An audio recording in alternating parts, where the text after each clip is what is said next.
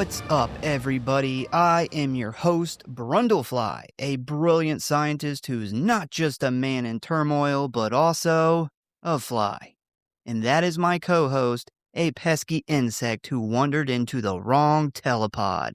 And welcome to the Grindhouse Syndicate, where today we invite you all into our rundown laboratory in order to break down David Cronenberg's landmark body horror masterpiece, The Fly, from 1986. So as you know, I have been trying to cover this movie for a very long time. And the reason that it took so long is because I didn't own a physical copy of it. And it's like rarely streaming anywhere. Yeah.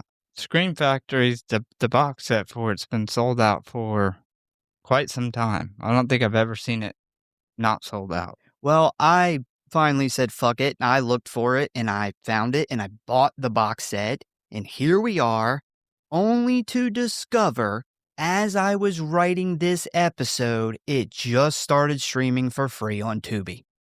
So it's just great timing. But anyway, the whole reason I wanted to cover it is because this movie scared the shit out of me when I first saw it as a child. And I know that I cannot be the only one that felt that way.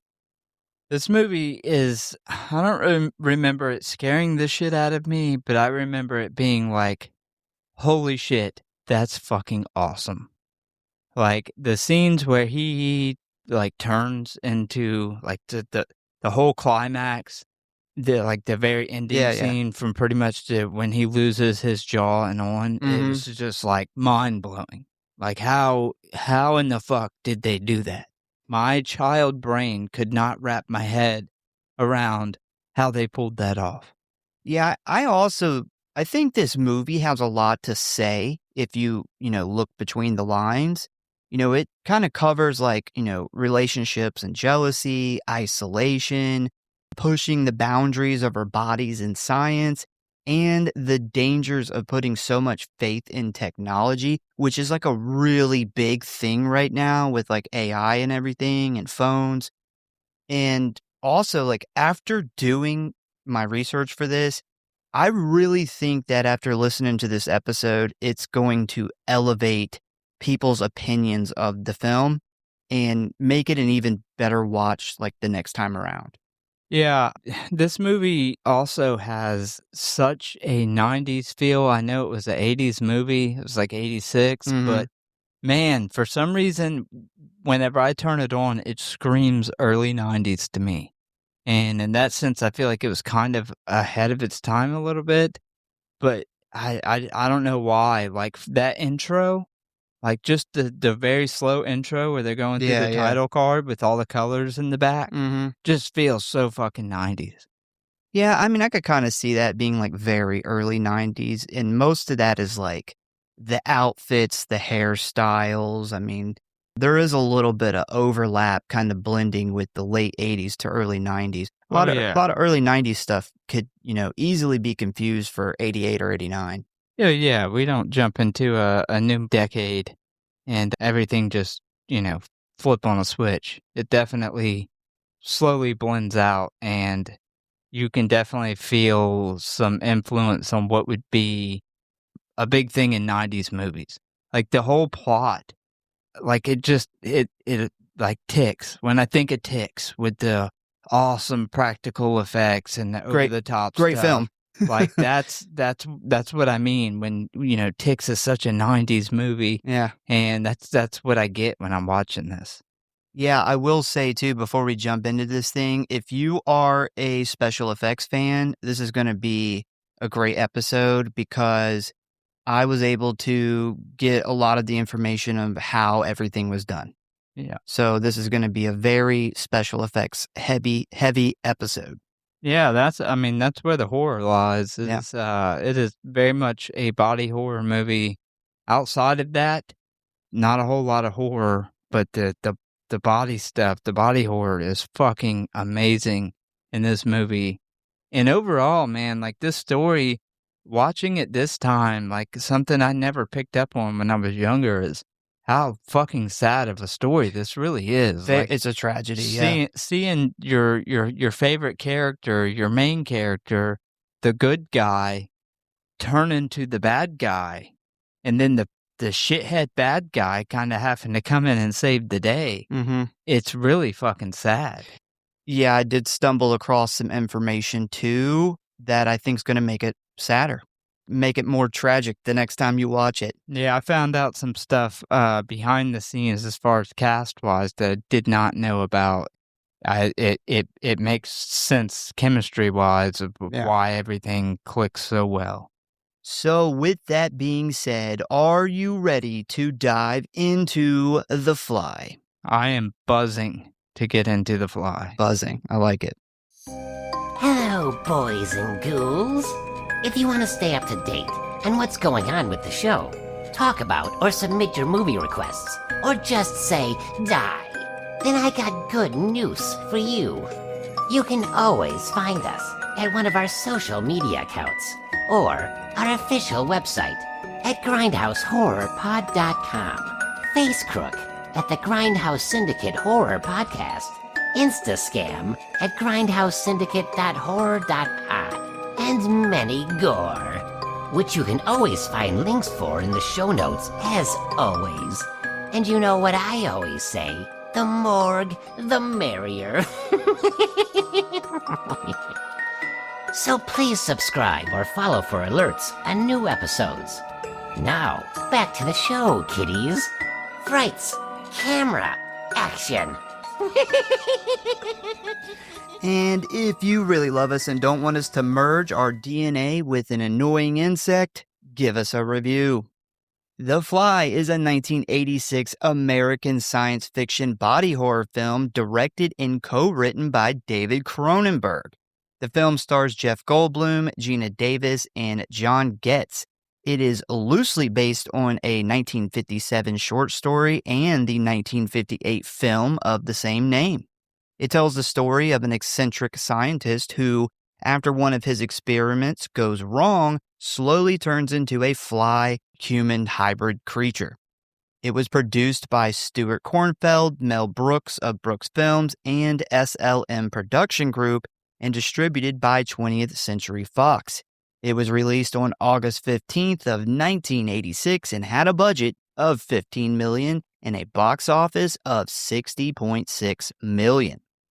So, back in the early 1980s, producer Kip Ullman approached screenwriter Charles Pogue with the idea of remaking the classic science fiction horror film The Fly, which was a story that he was unfamiliar with, but after reading the short story and watching the original film, Pogue liked the idea and began writing the screenplay. He then contacted associate Stuart Cornfeld, who he knew had a relationship with 20th Century Fox, and it turns out Cornfeld loved the idea and quickly agreed, setting up production and pitching it to Fox, who also loved the idea. For Pogue's first attempt, he stuck pretty close to the original story, but Cornfeld suggested he rework the material and focus more on a gradual transformation rather than an instant one like in the film. Unfortunately, though, after executives read the script, they were so unimpressed that they immediately withdrew from the project, forcing Cornfeld to go back and convince them to agree to distribute the film if they find financing through an outside source. That is one theme that we're going to see throughout this beginning part is this just trying to get off the ground. Yeah, I was telling you earlier, I watched probably the most in-depth documentary on a film I've ever seen that comes on the Screen Factory edition, and I'm like 30, 45 minutes in, and they haven't even got to making the movies yet. Yeah. They had a tremendous challenge getting this thing running. Yep. So once Fox agreed to the new terms, Cornfeld set out to find someone to finance the project, immediately going to his friend and close collaborator Mel Brooks, who was very successful in the film industry and had his own production company, Brooks Films. Once Brooks agreed to look into the idea, He quickly informed Kornfeld that he liked the story but felt the script wasn't good, prompting them to fire Pogue from the project and search for a new writer. Damn, the guy who got the wheels in motion gets fired. And spoiler alert, they didn't like the new writer's script either, which led to them rehiring Pogue to polish the new version. Yeah. It's like, The wow. guy was in and out. Yeah. And I'm sure he was probably very confused by the end of this. To get hired and fired so many times and let go and brought back and having no idea what the fuck is going on. So while all this was going on, Cornfield and Brooks set out to find a director, where they quickly approached David Cronenberg. But despite Cronenberg's interest in the project, he was already busy working on a big budget film named Total Recall, leading them to hire a young British director named Robert Bierman after seeing one of his short films. Continuing on with the terrible luck of trying to get this thing off the ground, Bierman didn't work out either, because during the development stage, tragedy struck, and while he was in LA working on the project, he got a phone call that his young daughter had died in a swimming accident, prompting him to immediately drop out and fly back home. Yeah, that was really fucking sad. Watching him talk about it, and you really got to feel like if you're trying to make this movie at this point, it's cursed. Yeah. They said they had left for like holiday break and they came back to the studio, and it was the only thing that was being shot at the time at the studio. And they had like all hands on deck. They were about to jump in, and then bam, this happened. Yeah. And this guy was actually under contract, and they essentially asked him what he wanted to do. You know, they gave him some time and asked him if he wanted to come back on, and he said no. His heart just wasn't in it at that point, which I don't blame him. Yeah, definitely. And big respects to the studio for allowing him to drop out and not making him make the film. So by the time all this happened, Cronenberg had become available after abruptly dropping out of Total Recall over creative differences.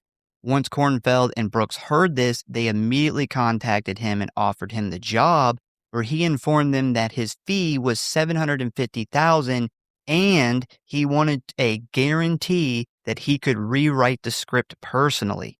The two men then pitched this to Fox, who agreed, where they then offered him $1 million and the script rewrite, which obviously he accepted.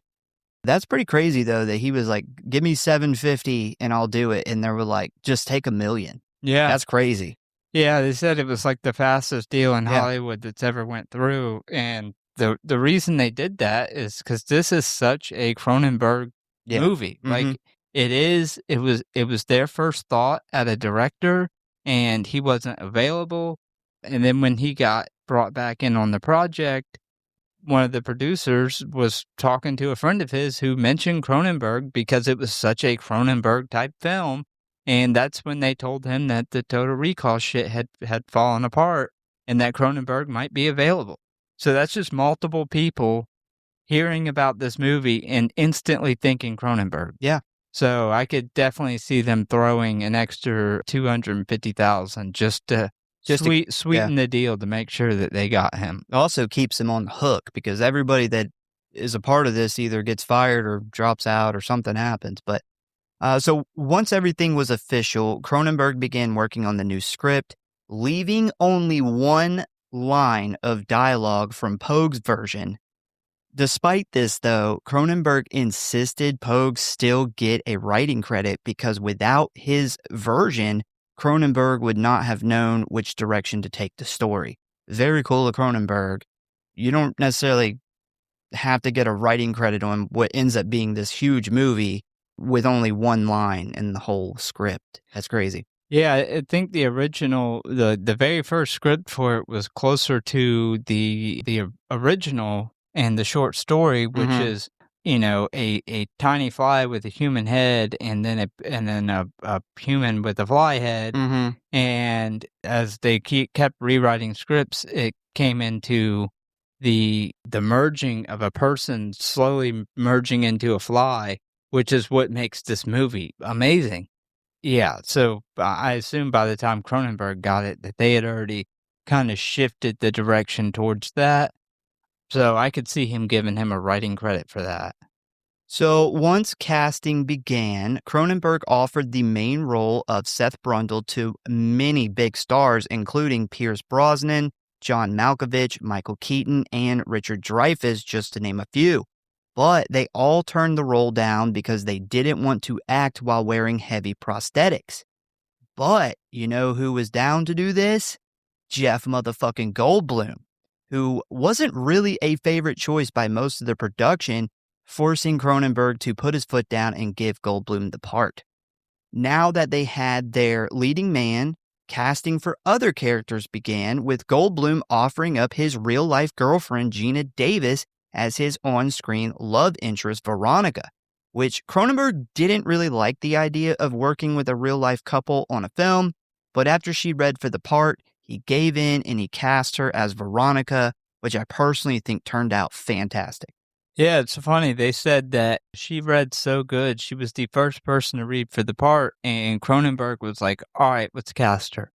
And the producer was like, "No, no, no, like, well, it's just the script, that's why it came out so good, like, at least have a couple other people come in and read."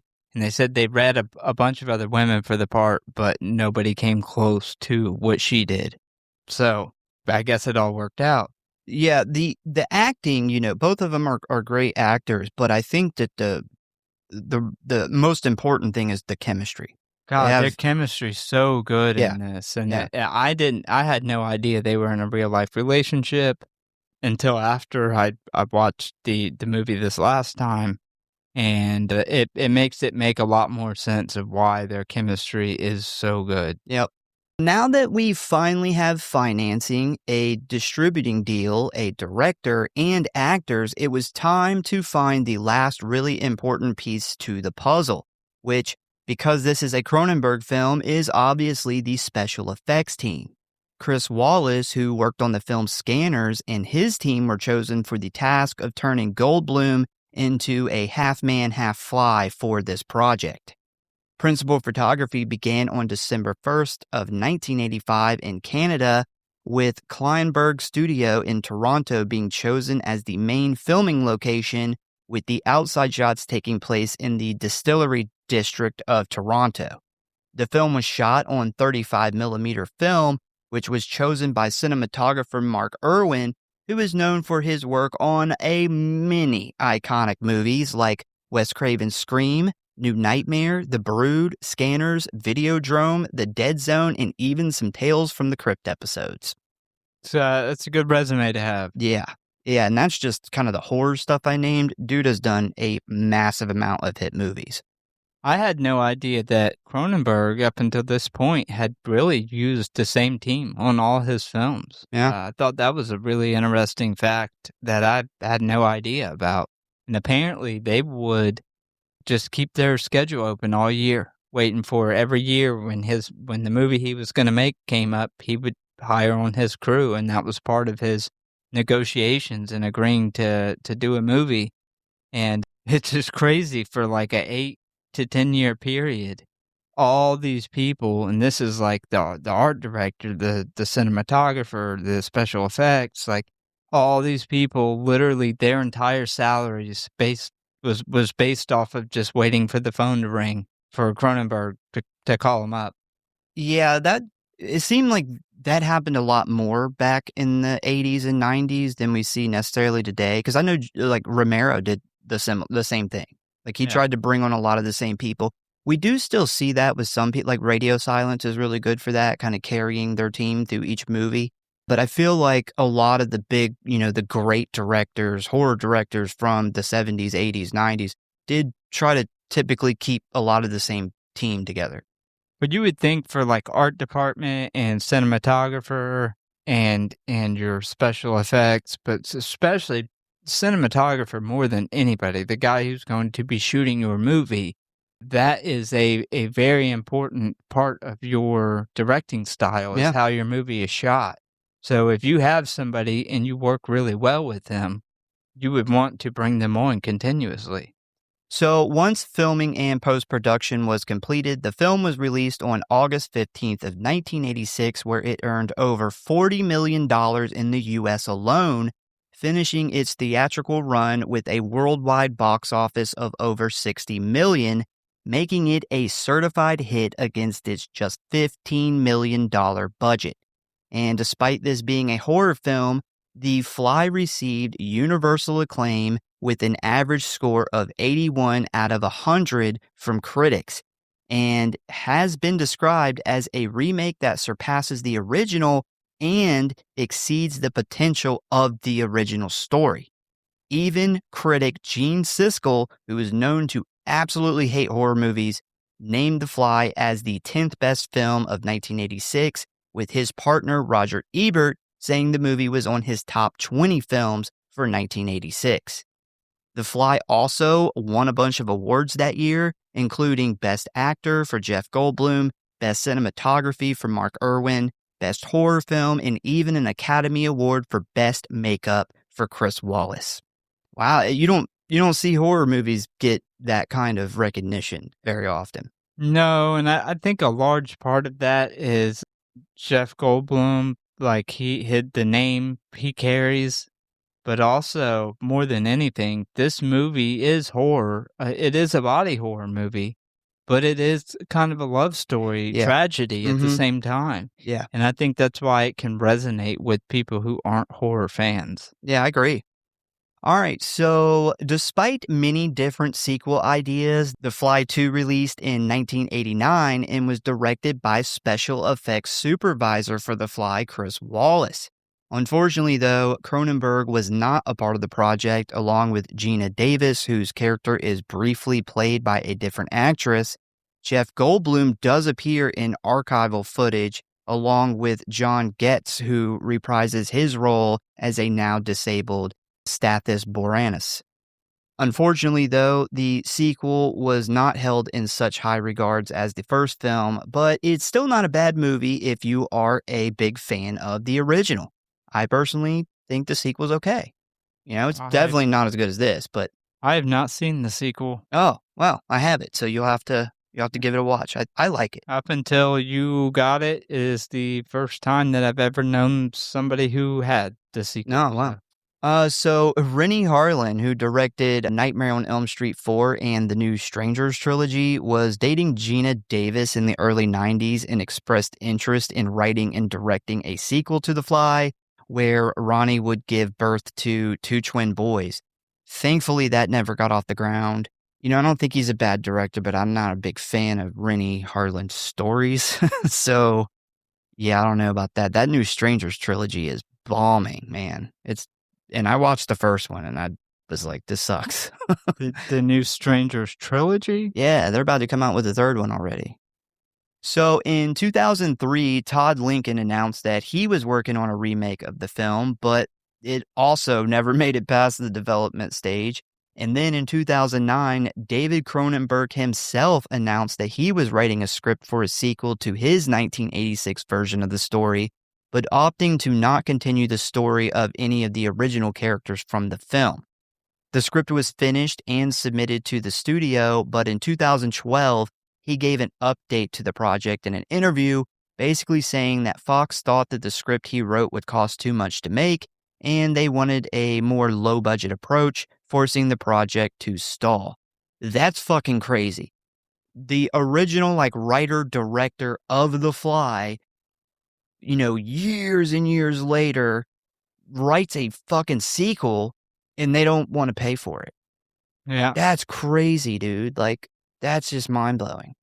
Imagine how many movies that, in another universe that exist Yeah. that are great that we don't have Yeah. because of bad studio decisions. So finally, in November of 2024, a new film set in the same universe as Cronenberg's film was announced by Deadline, which was to be written and directed, I don't really know how to pronounce this name, Nikitu Jisu, and produced by 20th Century Fox and Cheriton Entertainment, which came about after the huge success of The Substance, bringing body horror back into style. This is also the same director who's going to be doing the new Night of the Living Dead with Jordan Peele's Monkey Paw Productions. It's funny to me that 21st Century is still holding the rights to this and now about to make some more money off of it. The same group of people who said no, they wanted nothing to do with it originally, and they essentially had to be, like, begged into saying that they would do distribution Yeah. if the movie was made off of their dime. Yep. So needless to say, David Cronenberg's The Fly is still to this day considered a masterpiece of horror by many fans of the genre, not just for the amazing special effects, but also for the well-written emotional story and fantastic acting, cementing this film's status as a classic that I doubt will ever be topped by any remake that is sure to come down the road. All right, so ratings. Rotten Tom, 94%. Wow. Yeah. IMDb, a 7.8 out of 10. Letterboxd, a 4 out of 5. Wow, I mean, we got out of the threes. If you would Would like, they give it a 4 what? just a 4 stars out Damn. of 5, yeah. I think that might be the highest we've ever gotten from them. Possibly. If you'd like to watch this movie, you can currently find it streaming for free on Tubi, or you can rent it on Google Play, Fandango at Home, Apple TV, YouTube, and Amazon Prime for $3.99. You ready to dive into the plot of The Fly? I am ready. Still buzzing. Still buzzing in my seat. All right, so we start off by meeting our two main characters who are having a chat at a high-end networking event/party. First, we have Veronica, aka Ronnie, who is a single, attractive journalist for the science magazine Particle. And she has just met the brilliant yet mostly unknown scientist Seth Brundle, who is immediately attracted to Ronnie and intends to impress her by telling her that he is on the verge of changing the world with his next project. Being that she is a journalist, she of course asks for the details, but Seth shoots this down, telling her there is no way he's going to let anyone overhear what he has been working on, and if she really wants the details, she has to accompany him back to his apartment/lab. That is one hell of a pickup line. Yeah, this is definitely a pickup line because he makes the mistake of bringing somebody this project that he wants hidden from the world, and you are going to bring a journalist. That is, out of all the women there, probably not a lot of women there, but probably maybe 10% of them, you choose a journalist. For a science magazine. Yeah. That's has a really big interest in publishing this story. Yeah. He must have seen her and was like, love at first sight. She's the one. Anyway, Ronnie blows this off at first, telling him that she has 3 other interviews to do tonight, and all 3 also claim to be working on a world-changing discovery. But Seth doesn't give up that easily, chasing her down and managing to convince her to come see what he is working on. And while riding in her car, a few moments later, we learn that Seth has had a lifelong issue with motion sickness, which will soon explain why he is so passionate about this discovery. So they finally arrive at his place, which is located in this huge, abandoned factory turned living space, I guess. And he slides open his front door, revealing a pretty nice studio apartment where his clothes and furniture are seamlessly mixed in with computers and lab equipment. And one of the first things that we notice here are these large metal containers, almost shaped like beehives, sitting in the living room with very thick electrical cords attached. So fun fact here about these big metal pods, the design is actually inspired by David Cronenberg's vintage Ducati motorcycle, specifically the cylinders on the engine.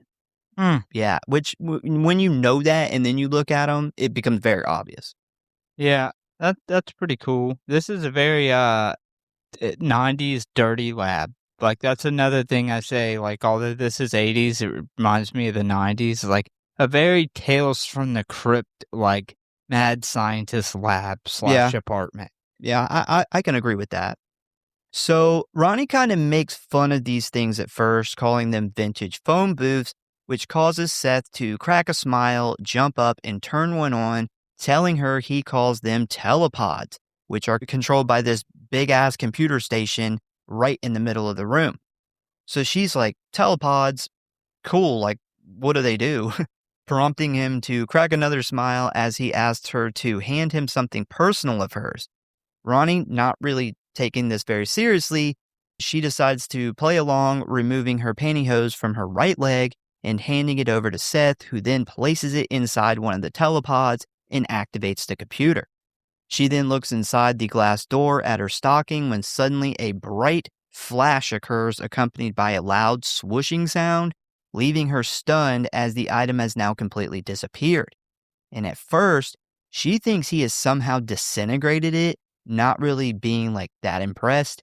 But Seth then reveals that the item wasn't destroyed, it was teleported just 20 feet away to the other pod, completely intact, just as it was before.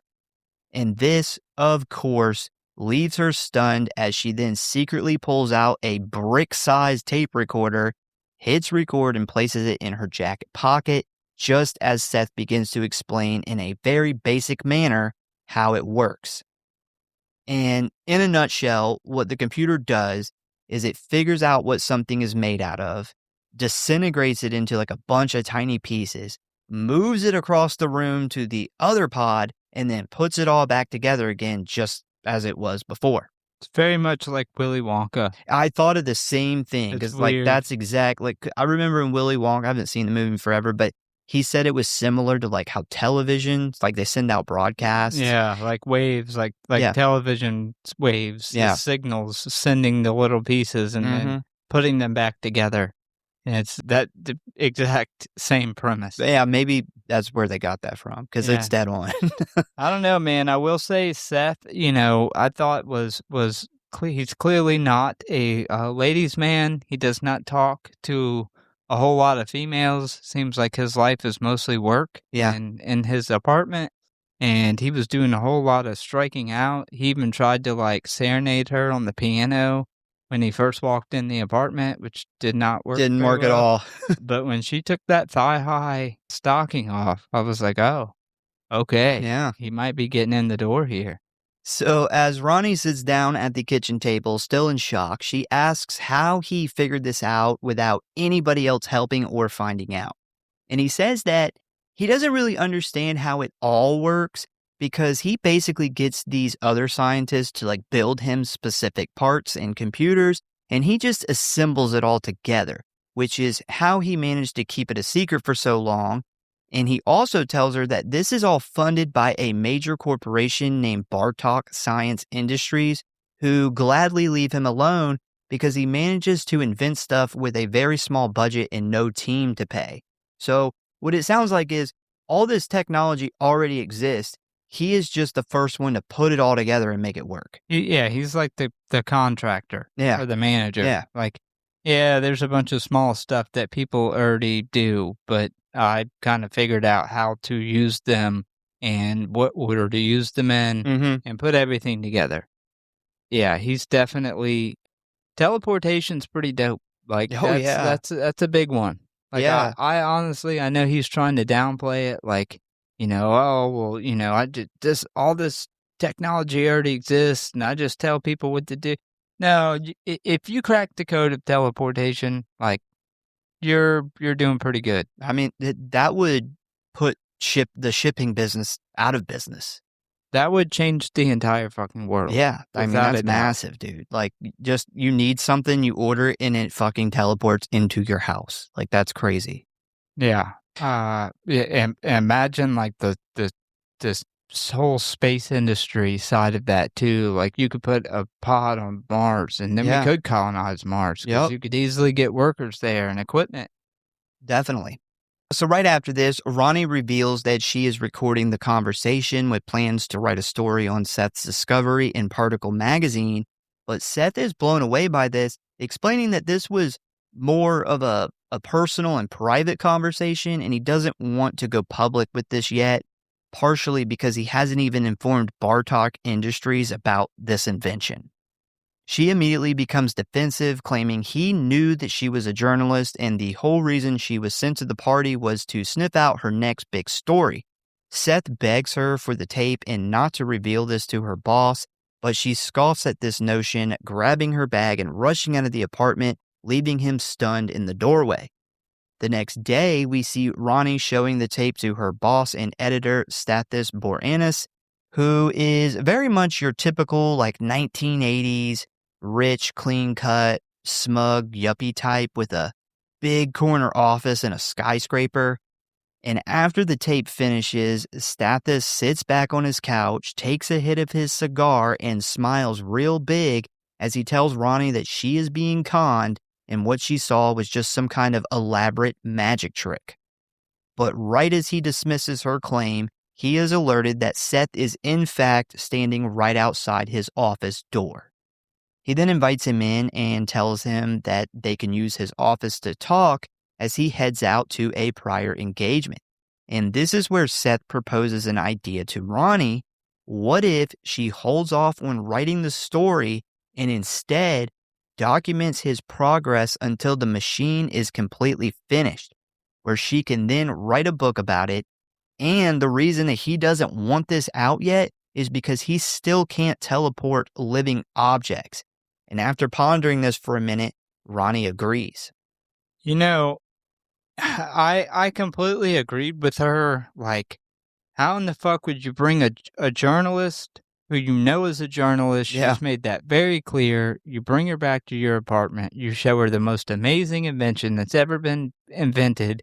And then you get mad when she's wants to report on it. Yeah. And do her job. So I totally agreed with her in that. And then I'm like, this dude caught the biggest break in the world that the head over top of the journalist completely thinks this whole thing's stupid and it's not true. And I'm like, what better of a break to catch than that? Yeah. And then he immediately is like, let's go out to lunch together. Yeah. I'm like, dude is blinded by the badge. Yeah. He just cannot help himself. He's I don't remember what movie it was from, but he was putting the pussy on a pedestal. Yeah, that's the 40-year-old virgin. Yeah. And he literally dodged a bullet and immediately stepped back in the line of fire. Yeah. I might be able to shed some light on that here in a few minutes. So we then cut to a few days later where we see Ronnie standing in the lab holding a camcorder while Seth attempts to teleport a live baboon, which does not go well, because when we see him open the door to the pod, the baboon has been turned into a rearranged pile of blood and guts that is slowly dying from an unimaginable death. This looks awesome. It was one of the first effects they built for the film, and it is essentially just an animatronic dressed up with special effects, blood, and gore. Pretty simple. Yeah, simple but effective. Very effective, That shit was fucked. Yeah. He opens that thing up and it literally looks like he put a monkey in a microwave. It doesn't even resemble a monkey anymore. It's arms are in the wrong place. And well, it's part of it teleported off. Yeah. Part of it got teleported back onto the wrong places, and it's just a lot of blood and guts and bones. And yeah, it looked awesome. Yeah. So this result angers Seth greatly, and when Ronnie asks why it didn't work, he explains that the machine can't seem to figure out how to put living flesh back together. And because computers only know what you tell them, he himself doesn't know enough about flesh to reprogram the computer. And one thing I never knew until I started researching this movie, but Seth is a virgin, which is why he can't explain to the computer what it needs to know. Now, in my opinion, you don't really need to have sex to learn about biology or anatomy, but that's what the writer's going for here. But yeah, he has never been with a woman before. Oh, well, that completely went over my head too. And that makes complete sense story-wise that he figures this out right after he loses his whole V card. Uh-huh.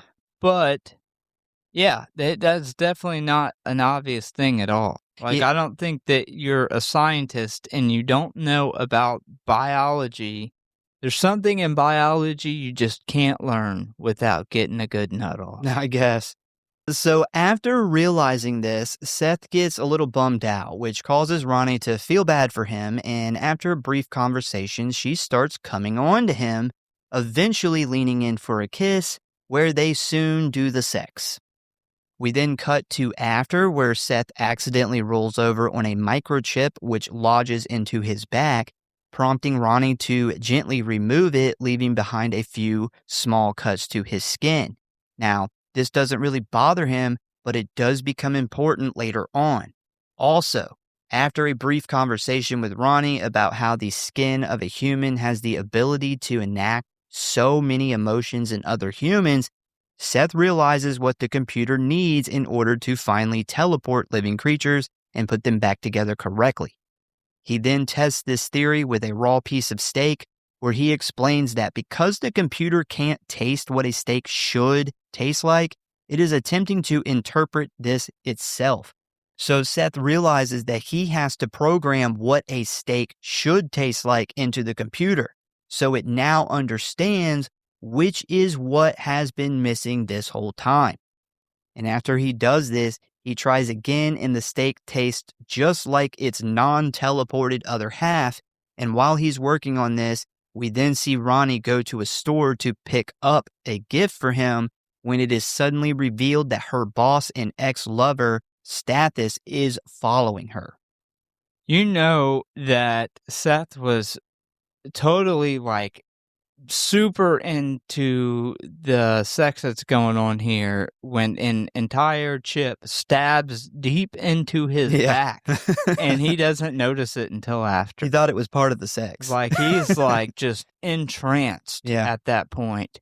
He's like, wow, this is a strange thing. Nobody ever explained the odd sharp pain in my back while I'm having sex, but this is cool, whatever. And also, as far as Veronica goes, man, he for being a virgin, man, he must have laid it down pretty good because she is all over him. Yeah, they are definitely very quickly running through the lovey-dovey stage. Yeah. So while at this store, he confronts Ronnie, where they then get into this big argument because obviously Stathis is still in love with her and very upset that she spent the night with her new love interest. She then quickly berates him for looking into her personal life, telling him that they are over and she can be with whomever she wants, storming out of the store, leaving him stunned. So after that, we then cut back to Seth's lab, where we once again see Ronnie recording a test run, but this time, Seth is so sure he figured out the problem, he teleports another baboon, which totally works. Do you think he had to have sex with the baboon to program that in there? Yeah, I would hope not. He's like, I fucked the baboon while you were gone. I know what the computer needs to know. No, I hope whatever he put into the computer after he got laid for the first time did the trick. Yeah. So an interesting tidbit here, the baboon was terrible to work with, listening to no one, even its trainer. But he would listen to Jeff Goldblum and even liked him. And the reason that they think that this was the case was because Jeff was like ripped for this movie and he's also like super tall. So they figured the baboon was like intimidated by him and therefore like seeing him as the leader of the pack. Huh. Yeah, it's crazy. Yeah. Not shocked at all to hear that the baboon was bad. I feel like every time there's like a monkey or a baboon on Their set dicks, of a movie, they're fucking awful to work with. Yep. I'm not a fan of primates. I'm just going to put that out there. Just ever since that primate like ripped that woman's face off. that ape ate that lady's face. Never been a big fan of them. But yeah, you can almost tell that he was a big fan of Jeff because there's certain scenes in the movie where the monkey like runs up and like hugs him around the neck and jumps up on him. And that's kind of, I feel like hard, especially if it's a baboon that's already kind of giving you trouble. Hard to get them to do that. That just kind of seemed genuine. Yeah, he was the only one that the baboon was like that towards. I mean, even the trainer who raised him. And I can't remember why, but the baboon had a raging hard-on the whole entire filming. And if you watch the behind the scenes, they show a ton of like scenes with this like hard dick on this baboon, dude. That's awful. Yeah, they show about 5 or 6 shots of it just running around the set, you know, hard as hell. So That's gross. so after the successful test, they decide to celebrate with some champagne, where Seth tells Ronnie that the next step is to send the baboon off to a lab for a couple weeks to get tested in order to make sure that he was 100% put back together correctly by the computer. Ronnie then proposes that they take a trip somewhere together like as a couple, which makes Seth realize he is in an actual relationship for the first time in his life. While he attempts to order some food, Ronnie discovers a package containing the next issue of Particle magazine, which, despite her change of plans, shows Seth on the cover advertising an article about his teleportation invention, which, remember, he doesn't want out. So basically, what's happening here is Stathis is jealous about Seth and Ronnie's relationship and has decided to fuck them over by running the story anyway, which is even more ironic considering that he didn't believe Ronnie and called Seth a fucking con man. Yeah, this guy from like the very first scene he's in the movie, he is a fucking total dickbag. Yep. Like, you can tell he is a fucking awful, awful character. I mean, he literally like breaks into her apartment. Well, he uses the key, but he doesn't live there anymore. That's how we're introduced to him. Mm-hmm. And then we get like him calling Seth a con man, and then he's stalking her and like following her around. So yeah, this guy is a total shitbag, which makes the end of this movie even all the more sad. Yeah. So as soon as she discovers this, she decides to leave and go confront her boss before Seth finds out. Unfortunately, though, this leaves Seth confused, where he puts 2 and 2 together, coming to the conclusion that Ronnie and Stathis must still be sleeping together. And he is like just a fling, which totally just shatters his heart. You know, the most important thing in a relationship is communication. If she would have just told him what was going on, this whole rest of the movie would have never happened. Yep. She definitely fucked up. Yep. I don't get why she didn't tell him. I don't get it either, because they obviously haven't been in a relationship for a long time. So, I mean, just tell him that. She was worried that he was going to be upset, but like, I think as like head over heels as he was for her, and knowing that the situation and that she was not responsible for this, and this was kind of his fuck up too by bringing her there, I don't think he would have been that mad at her. Yeah, well, she does tell him here in a minute, so, and he's like relieved. Yeah. Yeah. So next we see Ronnie barge into Stathis' office, tossing the magazine down on his desk. And he basically tells her that he took over her story and started looking into Seth's background for the article. She then explains that this is a huge discovery and she is right in the middle of it. And if he keeps pulling stunts like this, it's going to cause problems. He finally backs off, agreeing to let her continue her professional and personal relationship without interference from him, just as long as she keeps him updated and informed. He then explains that even if they aren't dating, he still has feelings for her and doesn't want to lose her in his life, even if he has to just look at her as a journalist who works for him.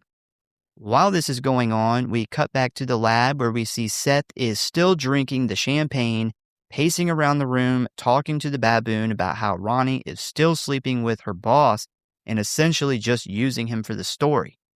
And just like most of us, alcohol and heartbreak leads to terrible decision-making, as we then see Seth look at the baboon, who looks and acts like totally normal, and decide that there is no risk with the machine, and it's time for him to try it on himself.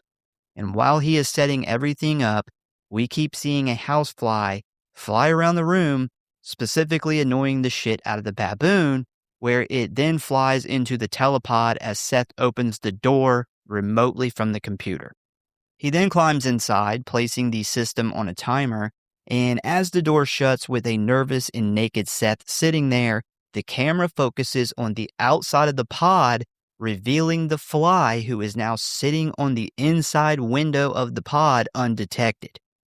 We then see the timer reach 0, prompting a big flash of light where Seth quickly disappears, instantly popping up in the other pod across the room. And as the door opens, he confidently walks out, looking and feeling totally fine. For now. Yeah, man, he fucked up big time. For one, like not waiting to see if there was any long-term effects with the monkey or getting him sent off to make sure, everything was put back correctly. Huge mistake. That alone was a mistake, but that may have been overcome.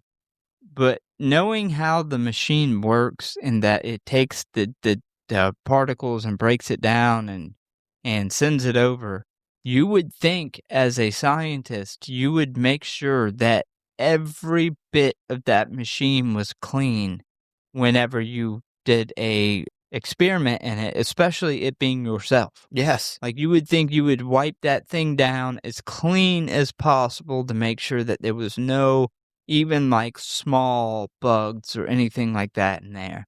There's a whole ass fly on the window. Yep. And you managed to miss it. Yeah, as somebody who loves science, I know in any kind of experiment theory I have, like, you test repeatedly before it's time to move on to the next stage. Yeah. He is moving on. Not only is he only moving on after, like, one test, but he's skipping a bunch of other stuff that you would test first before, like, an adult, a person. And one of those tests would have been if you put multiple living things in here. What happens? If it would come out as multiple living things on the other side or one combined thing. Yeah. Like, that's definitely a test that you would test before you moved anywhere near human trials.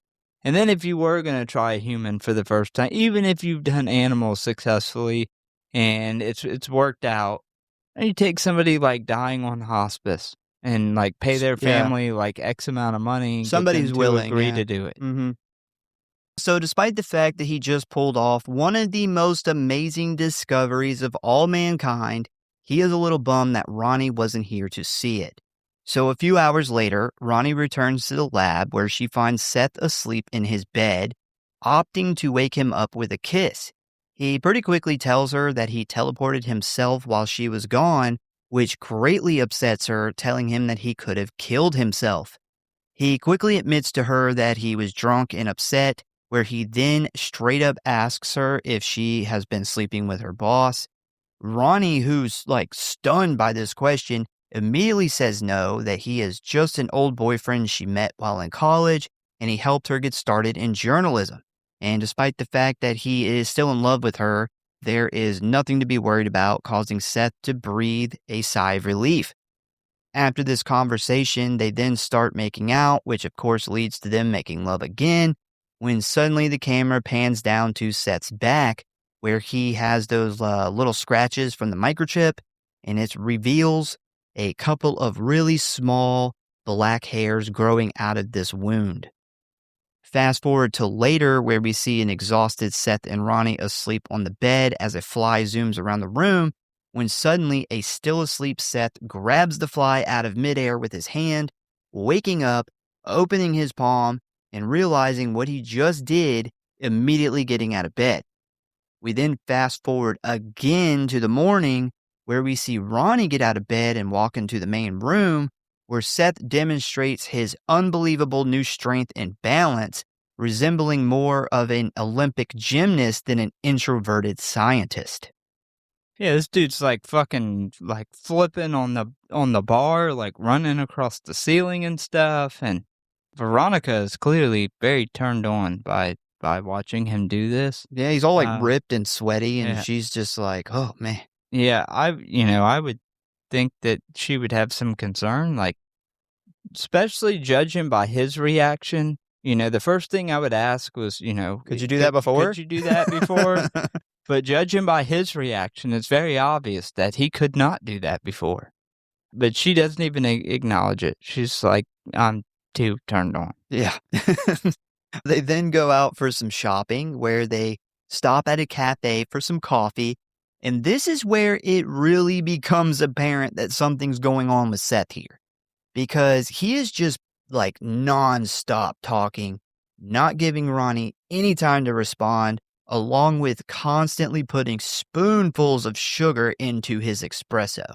And the reason for this is because the vast majority of a housefly's diet consists of sugar, which is their primary source of substance. They absolutely love it, whether it be like natural sugars or synthetic sugars. They are also 10 million times more sensitive to it than humans, and their taste buds are located on their hairs and feet, so they can taste stuff like as soon as they land on it. Huh. Yeah, I thought it was funny, the comment she makes about his coffee. Oh, She's yeah. like, "Do you want some coffee with your sugar?" And I was like, "Damn, that's how I drink my coffee." But that's a lot of sugar. That's why I don't drink coffee Yeah. very often. It always just makes me more tired from the massive amounts of sugar that I put in it. Sugar crash. I want a cappuccino every time. So, what Seth tells Ronnie here is pretty important. He basically says that he feels amazing, and he asks the computer what it did to improve his body. But the computer said it doesn't know what he is talking about, leading him to believe that when he was broken down atom by atom and then reassembled, it was like running coffee beans through a strainer. It essentially eliminated any impure things from his body, which is why he has like all this energy and strength. So, fun fact here. So, some of this dialogue was in the script, but Jeff Goldblum had some great ideas to add to the character, which I will talk about as we go through this movie. But one of the things was this scene here.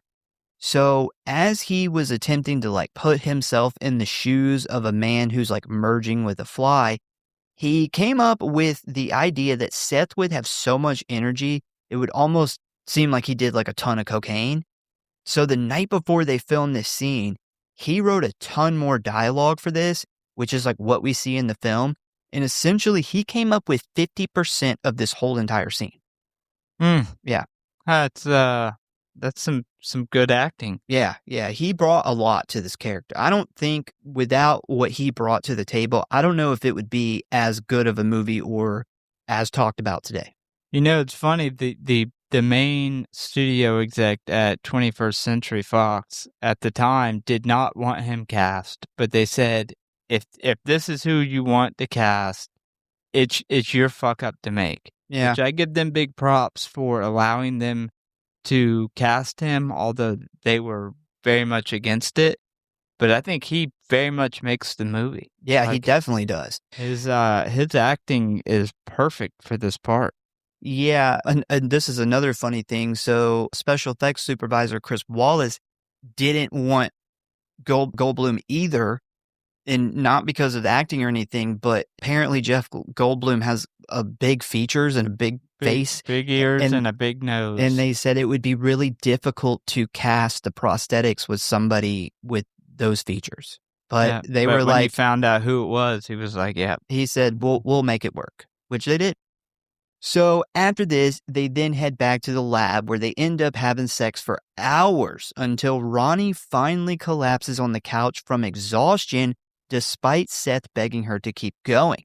And during this scene, we finally start to see Seth's physical appearance begin changing, as his face now has these blotches and almost like, bad acne bumps all over.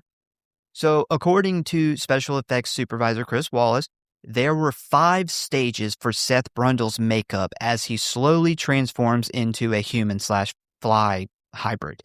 These are not including the creature at the very end, which is nicknamed the space bug. This scene is obviously stage 1, which is pretty simple. It's just some makeup on the face. And I did find out that apparently there was a lot of stuff cut from the movie for time, including like a whole later stage of makeup worn by Goldblum, which you can see in the deleted scenes of the special edition. So anyway, Ronnie is drained of energy, but Seth attempts to keep it going, and while running her hand down his back, she is shocked to discover the now much longer and thicker coarse black hairs rapidly growing from those scratches on his back, which Seth blows off as just getting older. Craving some more sugar, he then goes and gets some ice cream from the freezer, And while he eats it, Ronnie cuts the hairs from his back and places them in her palm because she has an idea that will come back up later. After she does this, Seth jumps up, grabs her by the hand, and starts dragging her towards the lab, telling her that he wants her to teleport in the machine right now so she could feel like him and also be able to keep up with all his energy. He claims that he feels amazing and barely has to sleep anymore, but she resists, telling him no and informing him that she thinks something is wrong. This enrages Seth, causing him to freak out and scream at her, and while she tries to plead with him to get some kind of help or at least admit something's going on, he puts on his clothes and he tells her if she's too chicken shit to join him, then he is going to find somebody who will. This stuns Ronnie, leaving her just standing there as he rants about how scared she is to be torn apart and rebuilt better than before, as he then puts on his jacket and storms out of the apartment, slamming the door behind him. Honestly, I wouldn't want to be ripped apart and put back together either. That sounds horrible. Yeah, I mean, even with it being painless, for one, that's a very scary thing to go through, considering only one person ever has done it. But then when that person is completely different, why would you ever want to do that? Yeah. But even with that aside, I think it's really fucked up that he tries to force her to go in there. And this is when we start seeing our beloved favorite character turn into the bad guy of the movie. Yeah, I mean, dude, what if something were to go wrong in the middle of this process? You're torn into atoms. And what if something happens with the machine? What if the power goes out? Anything could happen. What happens to you? Yeah. I mean, even if it worked flawlessly, it'd still be scary. Well, she's also seen firsthand with that first monkey what happens when things don't go right. Yep. So we then get some ominous music as Seth fast walks down a busy sidewalk eating candy bar after candy bar while aimlessly looking for a place to find another woman that he can convince to join him. He then wanders into a dive bar where he instantly spots an attractive woman watching two big burly men arm wrestle, where he then chats the girl up and then challenges her boyfriend to a match, telling the man he has $100 that he can beat him, and if he wins, he gets to take the girl home, to which the man agrees. So they then sit down and they start arm wrestling, where it immediately becomes clear that the man is struggling to move Seth's hand even an inch. And by the look on his face, Seth is barely putting forth any effort, when suddenly the man's arm snaps, causing the bone to rip right through the skin, causing everyone to gasp in horror as the man quickly grabs his arm in pain. So the bone through the skin thing, it's awesome looking. And I found out that this effect almost didn't happen. Because they had so many things to design and build for the movie, they focused on the more important things first, which led to them forgetting about this scene. So the day before, they find out they have no practical effect for this, forcing them to scramble to figure out what they're even going to do. And the problem that they ended up having was they didn't have enough time to create a fake arm or whatever. And thankfully, one of the special effects guys at the last minute was like, well, what if we just rig up a fake bone covered in latex with this hinge on it and we attach it to the guy's arm? And when he's ready, all the actor has to do is bend his arm downward, which will cause the fake bone to pop out of the latex, which is exactly what they did. And it just totally worked. Yeah, it looked fucking awesome, especially now that I know that it was done last minute. Yeah, dude, they were like, we don't know what we're going to do for this. They were trying to come up with ideas and somebody was like, I got a simple one. Yeah, it looked awesome, and it's really important for the story to say that he could have, beat him in an arm wrestling match and slowly put his arm down, but it's he let the guy wear himself out to a certain point, and then he purposely snapped his arm in half. Yep.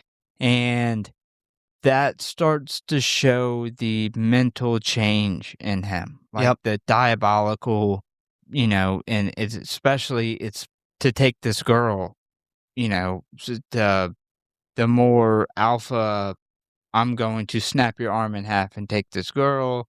We know that a fly's main objective in life is reproduction. Oh, yeah, good point. So, him snapping this guy's arm in half to impress this girl so he can take her out of here and reproduce. Yeah. So once he breaks the man's arm, everyone in the bar starts freaking out as we then see Seth jump up out of the chair, grab the woman who's like still stunned, and drag her out of the bar heading towards the lab. So this lady's name is Tawny, and she's totally down to go to Seth's place despite knowing almost nothing about him. And I gotta say, Seth is starting to look pretty bad at this point. He's sweaty, the dark splotchy skin and acne spots have gotten way worse, and he looks like he's been up for days on meth. So probably Tawny's type of guy, but he's starting to look bad. Yeah, this is the moment in the movie that you can really start to, like, you don't have to look close for changes. It really starts to stand out. Yeah. Like, it's his skin discoloration and the, like, acne things that he's got going on looks pretty fucking bad. Yeah. Like, and it's funny because he starts to act and move like a meth addict, and his face is starting to turn into what a long-term meth addict's face begins to turn into. So once they arrive, Seth shows her how the machine works, even giving her a demonstration by once again teleporting himself as she watches, where they then have sex right in front of the telepod. After that, he tries to get her to willingly get into the pod, but she says she's not interested and would rather go out for breakfast, which enrages him so much he physically tries to force her to get in. But thankfully for her, this is interrupted by Ronnie, who says the famous line, "Be afraid, be very afraid," which has been used in like a ton of other shows and movies since then. It makes you wonder if Veronica hadn't showed back up, What would happen? would he have forced this girl into this machine? I think he so, would yeah. have. Yeah, I think he would have for sure.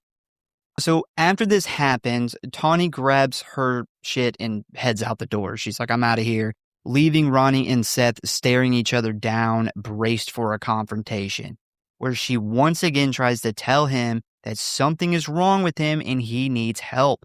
Seth quickly blows this off, claiming that she is just jealous, but Ronnie then drops a bomb on him as she then informs him that those hairs that she cut off his back, well, she sent them to a lab to have them analyzed, and at first, the lab technician was dumbfounded by what they were, but he eventually discovered that they were insect hairs. That's not good. That's not good at all. That's definitely not good. And it's interesting how he snaps every time she mentions anything about him having a problem. And that particular scene made me really open my eyes that a lot of this movie has a lot of symbolism with watching a loved one go through a drug addiction. Oh, that's a good take. Yeah. I never thought about that. Specifically meth, because a lot of what he turns into is very meth-like, and the way he starts to deteriorate before he turns into a fly. But yeah, like the way he gets mad every time it's brought up, he wants to get her hooked on this so she can keep up with him. Anytime a loved one brings up a drug problem to another loved one, they get really mad. And all the way down to the end where it kills him, watching a loved one die from this disease. Thought that was really interesting, and it's something that I had never really compared this movie to. Yeah, that's a great take. I didn't think about that at all, but that makes absolute perfect sense. So Seth doesn't take this news seriously at all, causing him to blow up on her again. But this time he grabs her by the arm and forces her out of his apartment, slamming the door in her face as she pleads for him to listen to reason.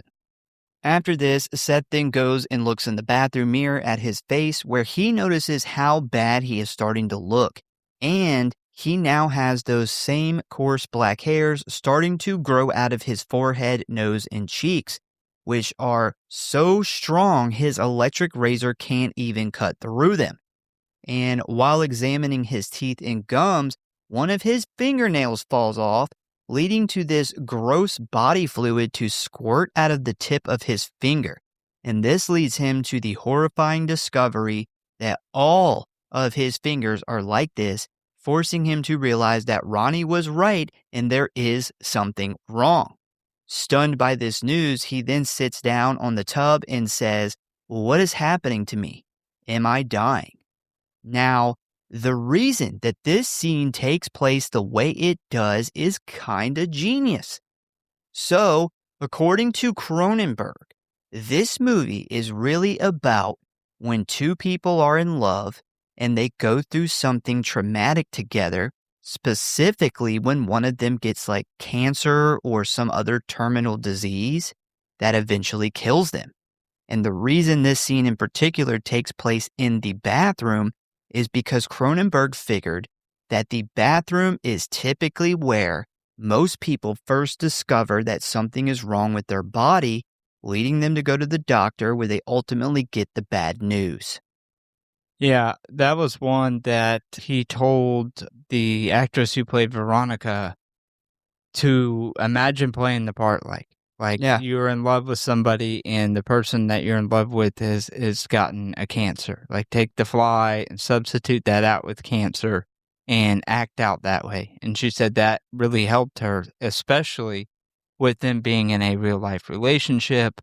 She was able to, take that to heart and really, really put a lot of emotion into the part.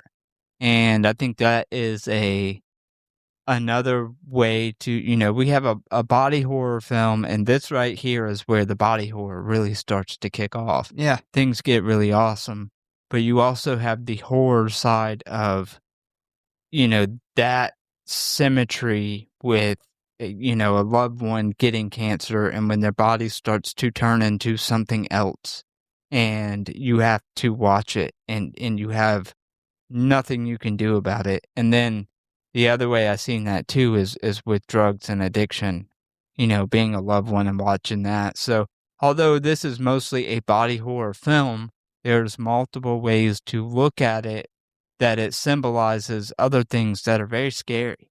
Yeah. It kind of brings the horror of real life, into a movie. It changes cancer for turning into a fly, but still there's a lot of similarities there. And honestly, I didn't know any of that at all until I was researching for this episode, and it just changed the way I saw the movie. And it made it so much more tragic. And honestly, I never thought about the bathroom thing. That is where a lot of people discover a lump or something weird. There's something weird going on, and you don't ever really think about it, but that's probably the one room in so many people's homes where they've gotten the first hint of really, really bad news that ultimately leads to their death. Yeah.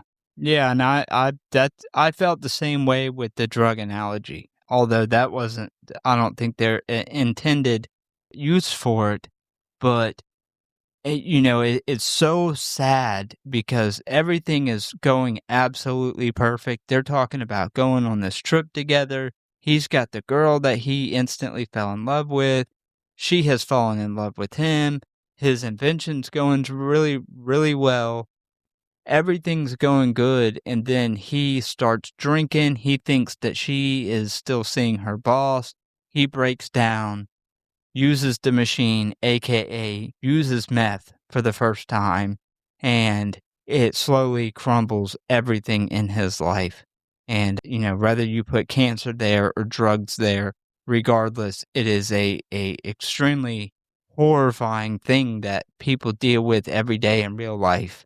And it makes this movie all the more scarier. It starts like Talk to Me, ends like The Fly. Yep, Talk to Me was actually in my review. That was one of the things I was gonna compare it to as far as the drug analogy. It's Yeah. fun and awesome at first, and Yeah. then you end up like, Brenda Fly.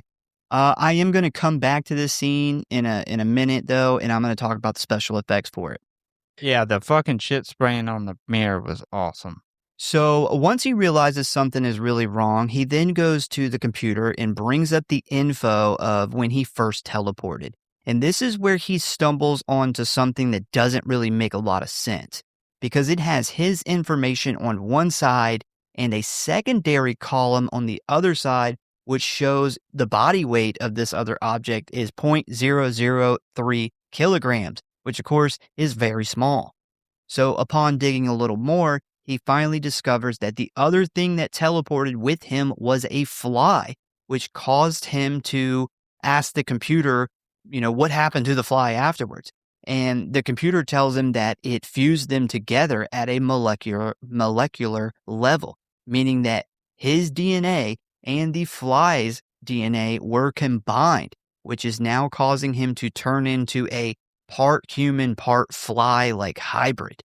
And this absolutely floors him because he knows there is no way anyone can help him, no medications, no way to reverse this. Your DNA cannot be altered by like a doctor. So he is fucked.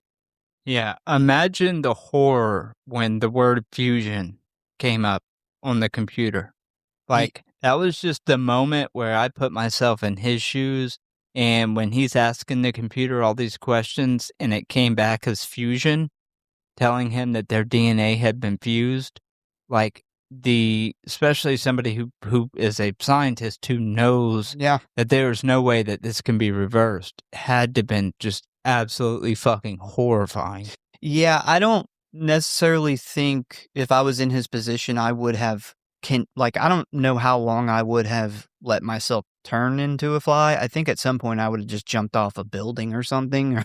Yeah. I don't Well, think I would be so devastated. I'd be like, I don't want to go through whatever's about to happen. it's weird because up until this point, he never even suspects that a fly or a insect could have gotten in there. He never even thinks about that because he thinks that this thing just put him back together, but without, any deficiencies. Like, he has been put together perfect.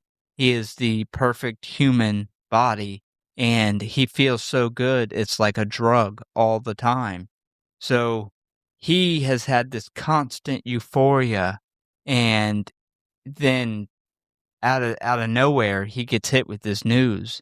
I could see where most people would say, okay, well, if my face was looking like this, I would think something was wrong. But in his mind, he's just positive. Like, he's feeling great the whole time. And even after he finds this out, there's other parts where he's still kind of leaning into this being kind of a good thing. Like, he kind of goes back and forth at times. And I think that goes back to, the euphoria that he gets from it. So this is the stage 2 makeup, which consists of discoloration of the skin, the addition of fly hairs and plastic warts and pimples. The finger squirting scene consisted of 3 fingertip urethane appliances with hidden syringes and pumps for the fly juice. The fingertips themselves were made from dental acrylic, and the fly juice was a mixture of glycerin, zinc oxide, methacel, and yellow food coloring, which we actually see throughout the rest of this movie. They use this mixture, what they call fly juice, until the very end. It looks great, too. Yeah. It's one of those things that also makes me feel very 90s. Like, the color of it, it's very 90s, like gross, yellowish, nasty pus Yeah. shit that you would see in, like, ticks when a fucking tick blows up. Yeah, if you pay attention to the scene where the finger squirts, it kind of looks like he's holding his hand weird in the scene, moving his hand weird. And he had to do this in order to hide the pumps for the fingertips and Yeah. stuff. Yeah. So, The fingertip or fingernail ripping off, that is one that makes my fucking skin crawl. And that is the beauty of body horror movies is when they literally make your fucking skin crawl. And this was the first example in this movie where I'm like, Oh, fuck. Yeah, those were made of like a dental acrylic is what the fingernails were made out of. So very good job though. It looks real as hell, and makes your skin crawl for sure. So we then skip ahead 4 weeks where Ronnie gets a call from Seth where he tells her that she was indeed right and he has gotten much worse than when she last saw him. He then tells her that he has been scared for her to see him, but things have gotten so bad, he really wants her to come over as soon as possible, to which she agrees. Once she arrives at the apartment, she is stunned because the place is a mess with soda cans and sugary snack wrappers laying all over the place. Seth, who now has to use 2 canes to walk, tells her not to come any closer because he is worried that this could be contagious. My first thought when I saw him here is he looks like Michael Jackson in the video for Thriller where he turns into a zombie at the end. Yeah, but worse. But worse. His fucking face in this thing is absolutely fucked. The fact that she hugs him after seeing some of the shit that she's about to see is like, she's got love for him. Yeah. Because that shit would freak me the fuck out. So when we see Seth here, he looks a whole lot worse. His hair has begun to thin out. His eyebrows are completely gone. He is leaking the fly juice out of his ears, nose, and mouth. And his skin has completely changed, leaving it a grayish brown color and very lumpy. His hands have gotten so bad that he is forced to wear gloves. His range of motion has drastically declined and he is having trouble walking. So when Ronnie sees this, she's like, holy shit, dude, like, what the fuck happened? And he sits down in a chair and explains that a fly got into the pod with him, causing the computer to get confused and essentially splice them together. And now, thanks to that, he is no longer Seth Brundle anymore, but instead, he has resorted to calling himself Brundlefly. This news absolutely stuns Ronnie as she ignores his warning not to get close and attempts to comfort him as she begins to cry. He then pulls away, telling her that he thinks it has developed into some sort of extremely aggressive cancer, causing his genes to freak out and revolt against his own body, which will lead to him falling apart until he eventually just dies. She immediately tries to convince him to go to a doctor and get some help, but he quickly shoots this down, saying that he doesn't want to be tested on and essentially turned into a science project until he dies. He then grabs a sugary donut from the table, holds it up to his mouth, and pukes the fly juice all over it before eating it. So the reason for this is because flies can't chew solid food. They don't have any teeth. So they spit digestive juices known as a digestive enzyme on the food, which then liquefy it, kind of like acid, which they then slurp up. So it is like eating soup with a straw. Another fun fact about flies is they also shit while they eat in order to make room for the food they're eating. That's so gross. That is absolutely disgusting. I love his acting in this scene when he throws up on the food and then realizes how disgusting it was to her. It's like he's been living this way and it's become normalized over the past month. And then, like, he realizes what he just did in front of her, and he's like, "Oh fuck!" Well, like, that was gross. His mind right now is bouncing back and forth between an insect and person. For an insect to puke on its food is, it's the same as us just, biting a sandwich. It's no big deal. But we're starting to see his brain is flipping back and forth. Yeah, another thing with his fast movements, this is kind of personal, but when I was like 19. I smoked some marijuana, and I was trying to kill a fly in my room, and I could not believe how fast flies are, and I got to thinking that they obviously, their brain processing speed is much faster than ours for their reaction time to be so fast, and in my like super high thoughts, I put together that if your brain's reaction speed is that fast, then your perception of time must be slow. So everything would be slow motion for them, which is why they're able to evade getting hit so easy. I also figured this out When I had this epiphany, I took a really fast strobe light and put it right up against the fly to kind of trick it to where it wouldn't be able to see, and I was able to kill it very slowly. Wow. Like hit it, but not going very fast just Yeah. to see what its reaction time would be. And I ended up, like, 2 years ago seeing a video on YouTube about this very thing, not just in flies, but a lot of different animals and how their brain processing speed affects how time is to them. Yeah. And I just thought that was really interesting when I was watching this movie towards the end when he becomes full fly and he's moving really fast, and, like, when he jumps through the hospital window and he has these fast reactions, that time has completely slowed for him. Yeah, that's a good point. That's a great point. So when he does this, Ronnie is super grossed out, but if she thinks that is bad, a few moments later, one of Seth's ears fall off, which leads him to look over at her and tell her that he is scared, causing them both to break down and start crying. When you look at this movie through the eyes of like what Cronenberg was saying about this Yeah. movie really being about like a terminal disease, God, this shit is so sad. Yeah. Yeah, my 2 thoughts here was, what a fucking awful time for his ear to finally fall off, like, while she is there. But also, like, my first thought was, wow, she must really love him to hug him and after seeing that gross ass shit and the state that he's in. And that made me think back to Cronenberg's cancer, having a loved one turn into something else because of the cancer that is killing them. And it really puts this into perspective when she jumps over and gives him this big hug.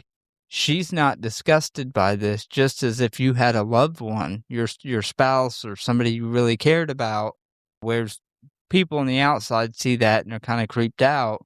You wouldn't think about that. You You're think seeing the about person they were. Yeah. Yeah. Yeah. So this is obviously the stage 3 configuration of Seth's makeup, and the facial appliances used here were sculpted by Stephen Dupius.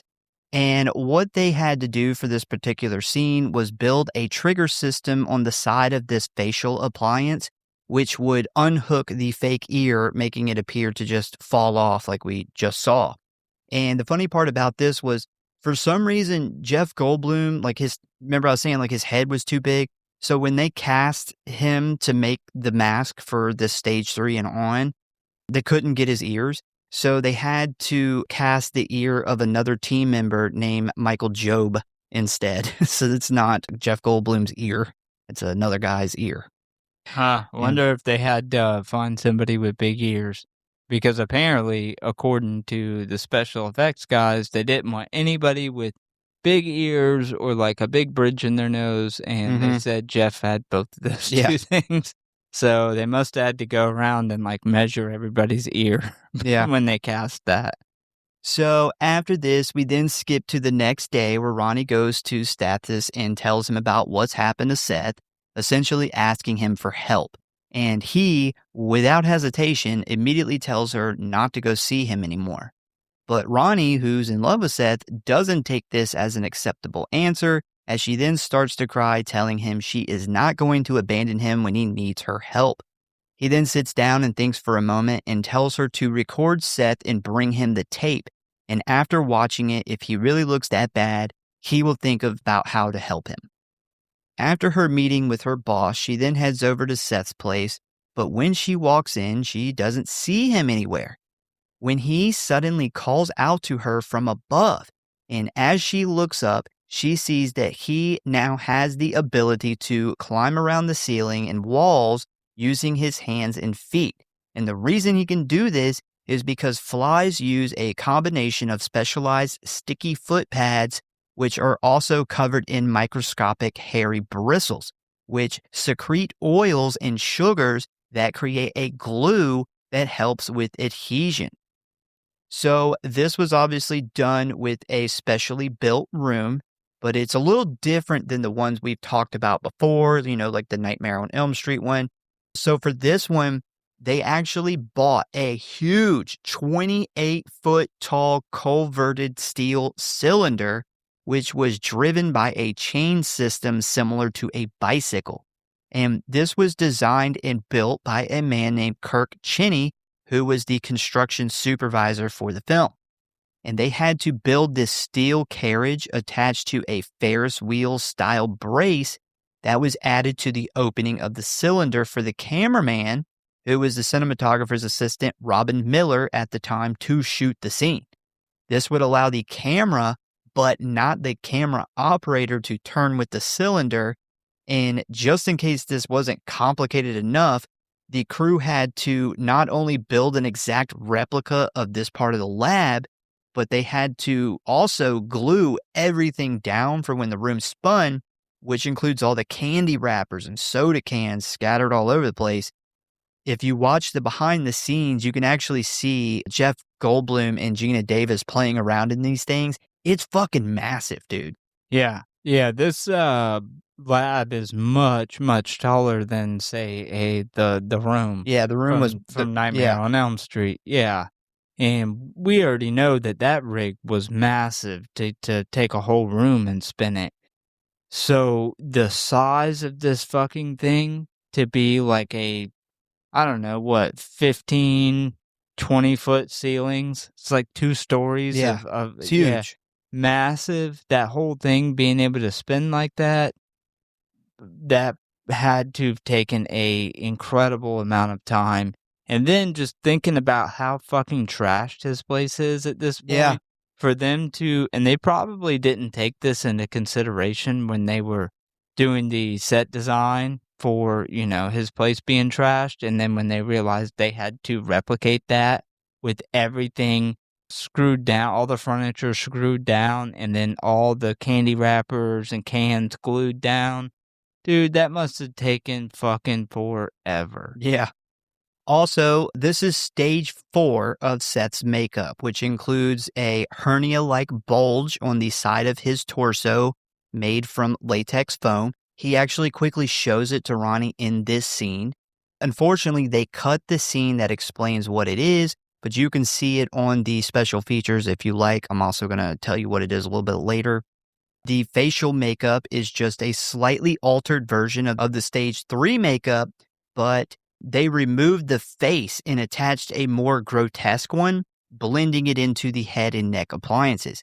We also had the addition of thinner hair, fake teeth, and arm appliances. So not drastically different, but in my opinion, this is where he starts to look scary. Yeah, he's fucking horrifying. Him being up on the ceiling was like creepy in itself. But when he comes close to her and you get like the first shot up close of what has become of his face, it's fucking like jarring. He's unrecognizable. Yeah, he's already been in this scene for like a minute and a half up on the ceiling talking. So you kind of think that you've already got a good representation of what he looks like. But then they do the up close when he gets down there and talks to her. And holy shit, his fucking face is fucked. Yeah, this is also, too, the first time we get to see him with something other than, like, from the neck up, because he's now wearing a T-shirt, and his whole arms and everything are like this. Yeah, he almost talks about, like, trying to almost make jokes about the positivity of him being able to be up on the it's not so bad, yeah. Yeah, and part of that, is him, I think, going back and forth between the fly side of his brain and the human side. But I think another part that makes it even scarier and a lot more sadder, he goes after this, during this scene, he goes on to a thing about being the first fly politician and fly politics. And it's like he's doing this thing that you see when people are dying and they're trying to come to terms with their death, and they know that they're gonna die, but they almost like make up these scenarios in their head or try to make jokes about it. And, when you take that back to the cancer comparison, it really makes it really fucking sad.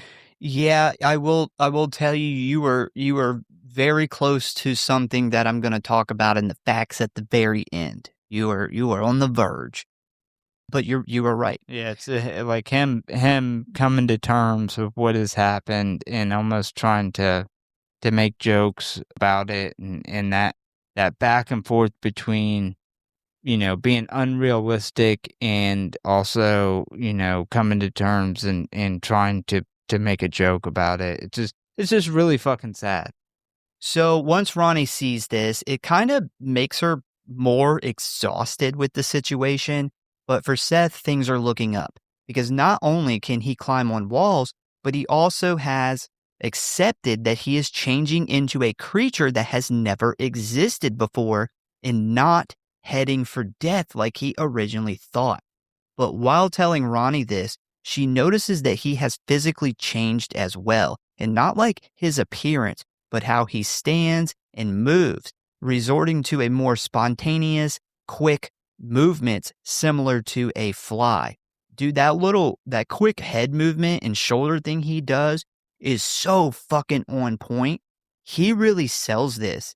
And this is another one of those things that Jeff Goldblum brought to the character. He literally studied how a fly behaves and came up with all this shit on his own, and Cronenberg loved it. He was like, dude, keep doing what you're doing. Yeah, it definitely sells the character and how far he is, like, into the stage of being a fly. And this is actually when I had that thought of time is starting to slow down for him because he's starting to get these really fast reflex movements. Yeah. So he then has an emotionally exhausted Ronnie film him puking all over some donuts and then sucking it up, which we then cut to Stathis watching the tape in her living room. And just like us, he seems pretty grossed out by it. But before the tape can even finish, he spots a very upset Ronnie arrive home crying as she then runs to the bathroom. He quickly goes to check on her, where she informs him that she just found out that she is pregnant with Seth's baby. Shocked by this news, he then sits down next to her and places his hand on her thigh and calmly asks her what she wants to do about it, to which she responds that she doesn't know. We then cut to the next day where her and Stathis head to the hospital to abort the baby, but while in the operating room towards the end of the procedure, the doctor says, hold on, there's something else in there. He then instructs Ronnie to push as hard as she can, but she soon starts freaking out while everyone else looks in horror. And the camera pans over and we see the doctor holding a giant bloody maggot, which this is what scared the fuck out of me when I was a kid. Yeah, this is fucking crazy, man. I didn't even quite realize what this was when I was younger and I seen this movie. Like, I always thought like flies had like sacks of eggs or something. And now that I'm older and I know what a maggot is, and like realizing that It's even she worse. gave birth to a giant fucking maggot, it's so disgusting. Yeah. And I love that they added this in to the movie because story-wise, we were never going to get to this point. But if you're thinking about like pregnant with a possibly fly baby, like the idea of a woman giving a bloody, dramatic birth to a maggot seems like it has to be in there. Yeah, it's a good addition. So fucking gross. So thankfully, though, this is quickly revealed to be a nightmare of Ronnie's as we see her suddenly wake up screaming in her bed on the verge of a panic attack. That's why I said like the story was never going to actually get to this point based off of how it was written, but it had to be put in there. So I'm so glad that they made this a nightmare scene. So fun fact, the doctor was played by David Cronenberg himself after the crew continuously begged him to do a cameo. Yeah, I didn't know that until I had to bring up the cast for names, and I was like, holy shit. Yeah. So after that, we then cut to the lab where we see Seth working on the computer trying to figure out how to decrease the fly DNA in his body. And the first thing that we notice is he has ditched the gloves and some of his fingers have fused together. And what the computer tells him here is in order to decrease the fly DNA, he must fuse himself with another pure human. So he would essentially be diluting the fly DNA with more human DNA. The huge problem with this, though, is nobody's going to be interested in merging with him, especially looking like this. So he then attempts to use the voice recognition on the computer, but thanks to his new teeth, the computer no longer recognizes him. But this isn't a problem for long, as his teeth immediately begin to fall out, landing on the keyboard.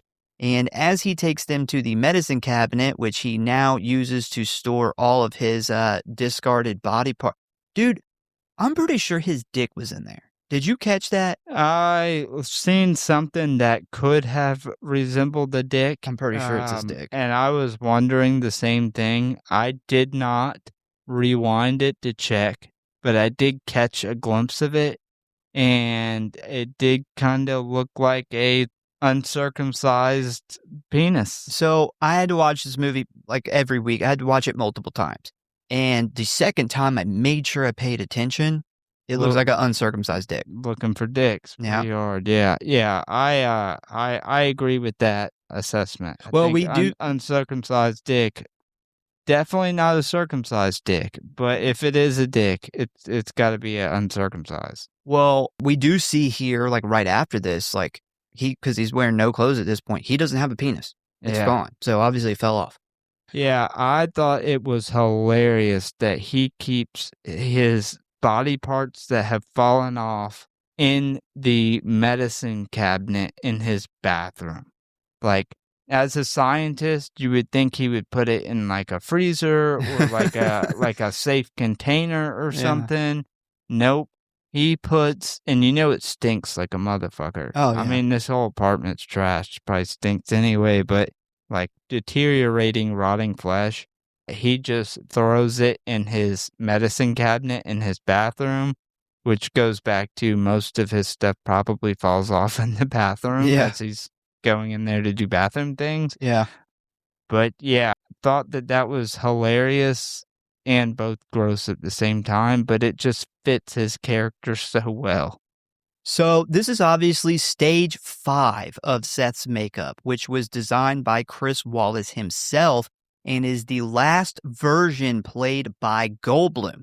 They added cancerous growths all over his body and made his head much more prominent, suggesting the creature inside of him is substantially growing and pushing its features out. They also added prosthetic gums, contact lenses, which were specifically made with one eye bigger than the other, a slightly drooped eye with a puffed up eyelid, and a series of purpose-specific inserted animatronics, which included a flexo jaw to make it look like he unhinges his jaw and vomits fly juice on a certain person later on in the movie. And last but definitely not least, they added the full bodysuit, which is of course covered by cancerous growths, bulges of lumpy dry skin, most of his fingers have merged together, and very large black thick hairs growing everywhere. The skin is painted to look like it is dying and on the verge of falling off, along with the absence of Seth's sexual parts, meaning that he has lost most of what made him human. And at this point in the movie, Jeff Goldblum is wearing over 5 pounds of makeup on his face alone. Yeah, they go all out on the practical effects and makeup for him. And I think that the practical effects alone, but especially from like this point in the movie forward, is what makes this movie so fucking awesome. The storyline itself, I love. Like, I think it is a great movie when you take the body horror out of it, but this is what really puts it over. I think this is the shit that puts it over the top and gives it like a 4 on what's the Letterboxd? rating? Yeah, Letterboxd, or it's such a high Rotten Tomatoes. And it's also why it blows my mind that Cronenberg wasn't initially the director set to make this movie. And this movie feels so Cronenberg. And it's Agreed. just crazy that it was so close to not being a Cronenberg movie. And who knows what version of this we would have got, but there's no way we would have gotten This. the amount of time and detail that they put into his makeup and special effects. So after he places his teeth in the cabinet, he turns around to see Ronnie has arrived, but as she spots him in the doorway, she freezes because at this point he is unrecognizable, and not just who he is, but what he is. He then tells her about his teeth and asks if she wants to see all his gross-ass dead body parts, but she quickly says no, leading Seth to wonder why she is here.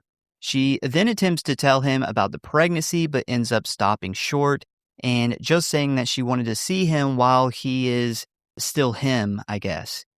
He then tells her that she has to leave and never come back because he is starting to lose his human mind, and the brutal, harsh mind of an insect is starting to take over, leaving him without the ability to compromise or have compassion.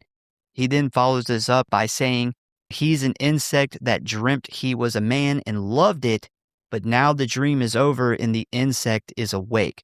Which is, of course, a play on the famous philosophy idea by ancient Chinese philosopher Chang Tzu, in which the story about a man who debated if he was a man dreaming he was a butterfly, or was he a butterfly dreaming he was a man. Really cool how they kind of changed it a little bit to fit this movie, because that is a really cool idea to think about. Yeah, I had no idea that that was based off a philosopher, famous quote. Mm-hmm. But I thought the quote, "I'm an insect who dreamt I was a man and loved it, but the dream is over now, and now I'm just an insect," is that line was so fucking powerful and sad at the same time. I think it's just another one of those really awesome details that makes this movie what it is. Yeah, definitely. She begins to cry when he then says that if she stays, he will hurt her, which tells us that Seth Brundle is essentially dead with only small fragments still remaining. This realization sends Ronnie running out of the apartment and into the arms of Stathis, who is waiting outside, where she then tells him that she couldn't tell Seth about the baby, where the camera then pans up, revealing Brundlefly standing above watching. Stathis tries to calm her down a bit, but she then repeatedly tells him that she wants the abortion right now, tonight, because after seeing him, she has no idea what this baby is going to come out like. And this is when Seth realizes it is his baby and she's about to kill the only part of him left. So Stathis pulls some strings and lines up a doctor who is willing to abort the baby tonight. But as Ronnie sits in the operating room waiting, Seth bursts in through the window, grabs Ronnie, and escapes back to his lab.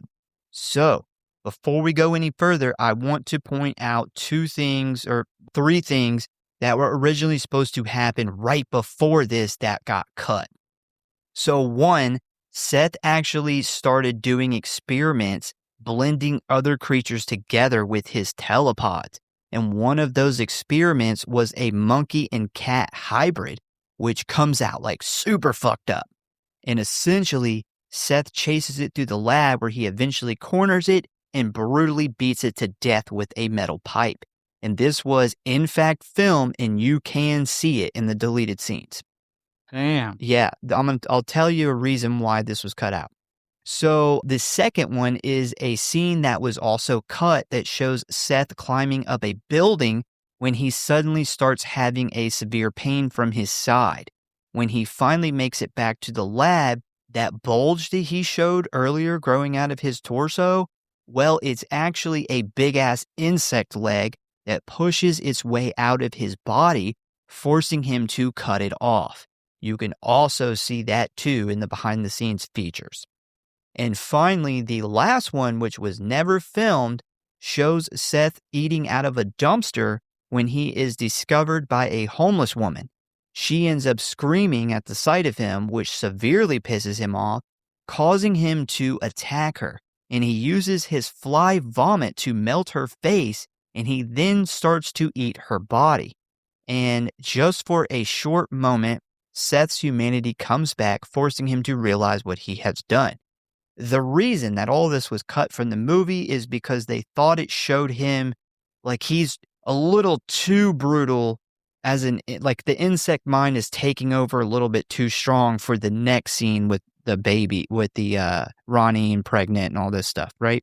So That that's why it makes was sense. yeah. That makes sense, especially the last one with him killing the lady and the lady who catches him eating out of the dumpster. To show him being that far gone and that, like, brutal, Mhm. and then to have humanity with the whole baby scene, Yeah. it makes sense why they cut that. I I think it's really fucked up that she didn't tell him and she wants, like, an abortion immediately, like, she doesn't care how like, what has to happen, she wants it right then. But after seeing him, man, it's really hard to blame her. Yeah, you don't And know I mean, that something might rip you apart, dude. one of the things that's not really, like, brought up and made, very aware in the movie, they don't make it very obvious, is that she does not for sure know if she was impregnated Before or before after. or after. This could very well be his normal DNA, and there is nothing wrong with the baby, which is why it really, really kinda bothered me that she didn't want any tests, like, the doctor offers to give her testing to see and make sure the baby is okay and a normal baby, and she doesn't want any part of it, and it really just kinda goes back to how fucking freaked out she is seeing him in the state that he's in. Well, I will say if that interests you, you definitely need to watch the second one because the second one is about the child. You actually get an answer to that. So Seth kidnaps Ronnie and takes her back to the lab because he plans on forcing her into the machine, blending himself, her, and the baby into one person in order to dilute the fly DNA in his body. But Stathis runs into the room just as they are leaving and realizes where he is taking Ronnie. Once again, brilliant performance by Jeff Goldblum here, and he said that he thought that at this point in the character story, with this giant fly creature, which, we don't really know yet when you're first watching the movie, but this giant fly creature is getting bigger and bigger inside of his body, that he would be in terrible pain, which is why we see him kind of like wince. He does that wince in pain like a lot, like every few seconds. And he added this to the performance. And I think this is like one of the reasons this movie holds up so good. Yeah. Yeah, he definitely the special effects team combined with the things that he added and brought to the character really makes this on another level of what it would have been without with a different actor who didn't add those things. Yeah, this is why I think that, whoever, it doesn't matter, whoever ever like eventually tries to do a remake of this movie, it's going to be very difficult. And it's probably why there hasn't been a remake. I'm sure that the idea was probably thrown around a lot in the days of CGI being at its height, and that would be awful to get a Yeah. full CGI, like I imagine like an early 2000s Yeah. or mid 2000s remake of this. It's all CGI. It would honestly be heartbreaking.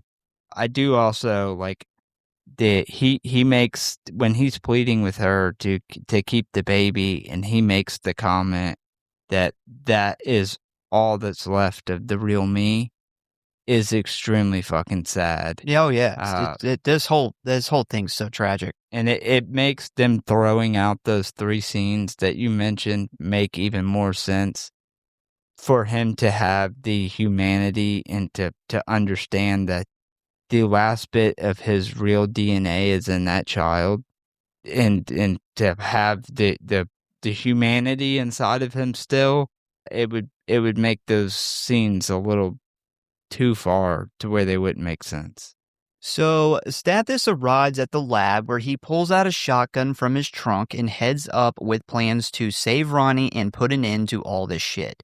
But unfortunately, Brindlefly gets the jump on him, literally falling from the ceiling, grabbing Strathis' hand and puking on it, which immediately starts melting it to the bone, which this is an awesome effect. this was done by sculpting the melted hand first and then building the rest of the hand over top of that with gelatin, which was then melted with a hairdryer filmed at a low speed. So this is so painful it causes Stathis to drop the shotgun and go into shock, where Seth then grabs his right leg and pukes on it right above the ankle, leaving him essentially helpless to escape. Now that Brindlefly has him trapped there in the lab, he then goes in for the kill by vomiting on his face, but is stopped at the last minute by Ronnie, who begs for his life. And I want to point out that because we knew the scene with the dumpster lady, that's exactly how he killed her. So he was going to do the same move here on him. Yeah, and I think it really sucks, and it makes this movie hurt so much more that Veronica steps in to save Dickhead, who's been a fucking asshole this whole movie. But if you think back of her nightmares she had, who is with her and by her side the whole time? Which really goes to show you her inner mindset of where she is as far as her love interest and who she's with.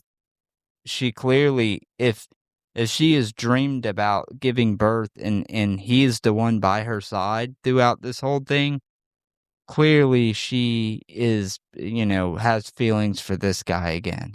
Well, Stathis is an asshole, but one thing I can say about him is he 100% is in love. Like, he loves her. Yeah. To go through all of this stuff, and they haven't dated since college. So I think that says a lot about this. And another thing I'll touch on real quick is, so Jeff Goldblum, he got so into the mind of his character, he actually got jealous of basically his girlfriend Gina Davis and the guy who plays Stathis, their scenes and stuff together. There was a bunch of different endings that they filmed, and one of those endings was her and Stathis being together and having the baby, and Jeff Goldblum flipped out and was like, no, that cannot be the end of this fucking movie. Yeah, he said, he even admits it now. He's like, I got carried away, and I was really upset about that. Yeah, I could see that kind of bothering somebody, especially that he is the one that brought her in on the movie. And you got to think, if you didn't know how the movie was going to end and they shoot all these endings and then that ends up being an ending, that would bother some people. Yeah. Maybe some people it wouldn't, but I think the average person might be a little bothered by that. So this is where Seth reveals his plan to combine himself with Ronnie and the baby, which absolutely terrifies her, forcing her to fight back, where she ends up ripping his jaw off. And this sets forth Seth's next transformation, as we then see what is left of his human body fall apart, revealing a giant fly-human hybrid that looks scary as fuck. So this is the animatronic puppet nicknamed the Space Bug, and it was built by a man named John Berg. And it was built out of fiberglass and steel, with the skin molded from foam, latex, and urethane, and covered with a thin layer of ultra slime.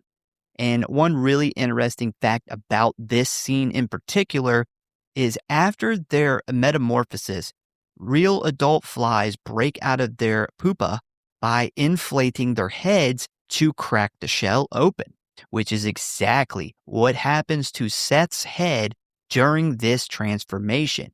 The mechanical head underneath the prosthetic Brundle head was built to expand from human to insect proportions in order to push off the prosthetic fake Jeff Goldblum human skin head.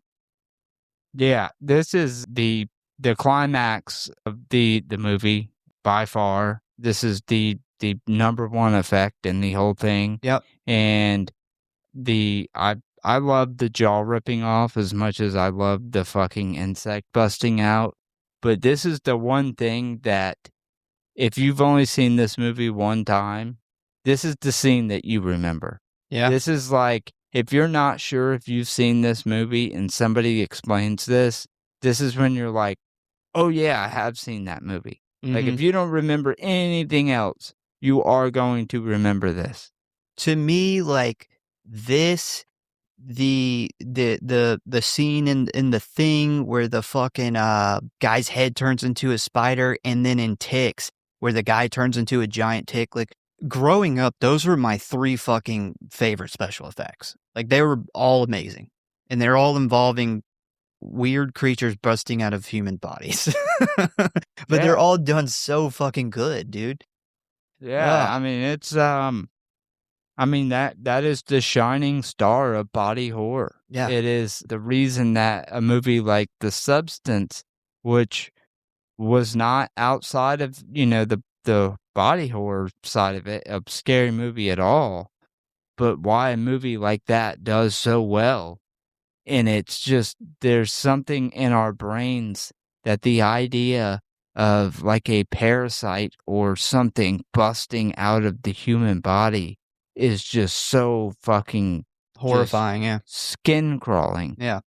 So as this thing is dragging Ronnie over to the telepod, we see all of these big chunks of flesh fall off, revealing a much more bug-like creature, which then throws Ronnie into the pod and closes the door, trapping her inside. But while this is happening, Stathis is starting to come to, grabbing the shotgun and preparing to fire. Meanwhile, across the room, Brundlefly starts the countdown and makes its way over to the other pod, where it climbs inside and shuts the door, preparing for the execution of its plan. Stathis then fires the gun, hitting the power cables to Ronnie's pod, which opens the door, setting her free. Brundlefly sees this happen, breaks the glass door to stop them from escaping, but unfortunately for him, it is too late as the countdown hits 0 and a flash of light fills the room, causing the creature to immediately disappear. Ronnie and Stathis then watch in horror as the third pod lights up and the door opens, revealing the new creature. And because he broke the door right before the countdown ended, it not only teleported him, but also the front of the pod, meaning it just fused him with the metal and all the other shit that the pod was made out of. Unfortunately, though, this was not an upgrade for Brundlefly, as we then see him crawl out of the pod, now missing his legs, and combined with metal parts, wires, and hoses from the broken pod. Ronnie grabs the shotgun as the badly injured creature crawls towards her, but she just can't bring herself to kill what is left of the man she loved. That is until Brundlefly grabs the barrel of the gun and puts it to its head, begging for Ronnie to kill him. With tears in her eyes, she backs away and says she can't do it, but one loud, miserable groan from the creature finally pushes her over the edge as she then fires the gun, blowing apart Brundlefly's head all over the lab, killing it instantly. She then collapses in tears next to the monster who was once a brilliant man as the screen fades to black. And that is the end of The Fly. God damn, that's a good fucking movie. Yeah. Yeah. Really good, and really fucking sad. Like, it is, I think, probably one of the low-key saddest movies.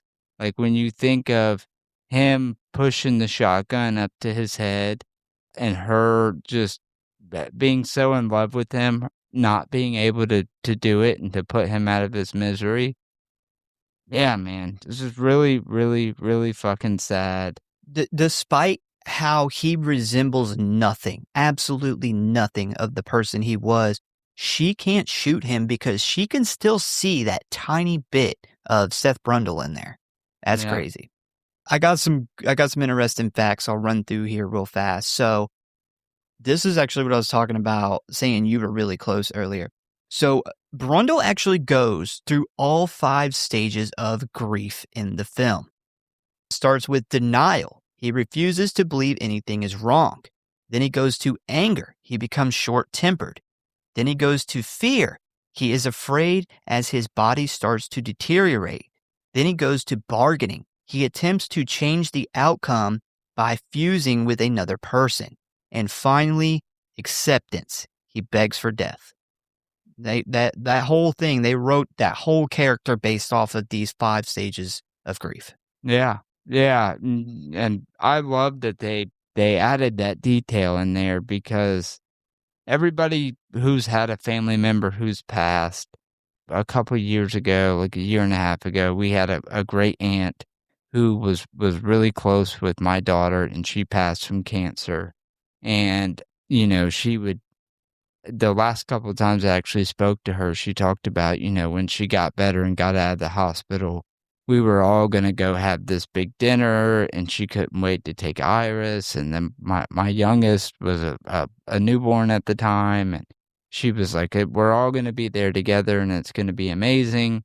And then we found out later on that she knew that it was much, much, much worse than what she was leading on. She knew she was never leaving the Yeah, hospital. that And picture she painted was never reality. and that's part of that process as your brain is coming to terms with your ultimate fate, is that you almost you think of these fantasies that aren't ever gonna happen, and I really felt that in that scene, and it makes it all the more scarier. Yeah, definitely. Yeah, I talked about that with The Long Walk. That's why The Long Walk scared me so bad, is it made me kind of think about my own existence and the end of that existence eventually. So the insect politics speech, which is a great speech, was something Cronenberg actually thought about during his time as an entomologist. He was fascinated by insect societies, the division of labor, and the structure of leadership, which is very different from us humans. That's really cool. All right, so the original sequel idea. So they were pretty quickly. They pretty quickly wanted a sequel to this movie, hiring Tim Lucas to write it, and it involved Ronnie dealing with the evil Bartok company after they discover what happened in Seth's lab. Brundle's consciousness had somehow survived in the telepod computer, and the company enslaves him in order to develop the system for cloning. He ends up communicating with Ronnie, conspiring with her to reintegrate a non-contaminated version of his original body, and he hacks Bartok's security systems in order to gruesomely attack the villains. Cronenberg endorsed this idea at the time. Gina Davis was open to doing a sequel, but Jeff Goldblum was not. A slightly different sequel did come out a few years later, 1989, with Gina Davis leaving the project because they planned on killing her off in the first 5 minutes. All right, so ratings and kill count. We only got a total of 2 kills, the baboon, which was turned inside out from the pod, and Brundlefly, who was shot in the head by Ronnie. Did you do favorite kill? I did not. Brundlefly, hands down, easy. All right, so rating. This is my pick, and I am up first. I gave this movie a 5. The story is unique and awesome. It's super sad, which I totally look at differently now. The acting, specifically Goldblum, is amazing. The effects are incredible. More films need to use this as an inspiration. Big props to Chris Wallace and his team for throwing this all together in just 3 months. They also passed on doing Gremlins 2 to do this movie. Like, he asked his team, do you want to do this movie or do you want to do Gremlins 2? If we do this movie, The Fly, we only got 3 months. I don't know how we're going to pull it off. His team said, we want to do The Fly. I am so glad that they Yeah. did The fucking Fly over Gremlins 2. Yeah. Thank the horror gods for that one. But hands down, it is a fantastically written, filmed, and acted movie that also has like 5-star out of 5-star special effects. I love this movie. It's a 5 for me. Yeah. Well, I'm kind of on the same track there with you. I gave it a 4.7. For one, the story was amazing. I give them really good props. Although this is technically a remake and the story came from a book and a movie prior, what they did with the story as far as taking the instead of it being 2 different things that come out on the other end, it transfusing into one thing and the whole a man slowly turning into a fly is what really, really, really makes this such a great story and makes it outshine the original. So for that to me, like I couldn't imagine this movie being even considered a horror movie without the aspect of the body horror of him transforming slowly into a fly. Yeah. I also like the cancer comparison and the drug comparison, like the real life metaphor for that. It in the drug one really, with the relationship and everything going good in his life, and then, he's having a bad time and he's drinking and he makes the decision to do this essentially what is a drug, and the way his body falls apart and she tries to get him help and he gets so bad he becomes abusive, and those are all things that anybody who's dealt with a loved one who's went down severe substance abuse has seen that. So those two comparisons outside of the body horror aspect make it an extremely horrifying story in itself. It is a very real life thing. The acting and the chemistry, especially with the actors, were amazing. The art department, the sets were great. The like trashy lab slash apartment, I thought set up perfect for the type of scientist he was. And then the body horror. Obviously, the special effects are absolutely amazing. This is 100% a Cronenberg classic. Oh yeah. It's a fantastic movie. Once again, we thank you guys for listening. Please give us a follow or like if you enjoy the show. Check out the website, check out our socials, tell a friend, a family member, or your insect boyfriend about the show, and we hope to see you next time.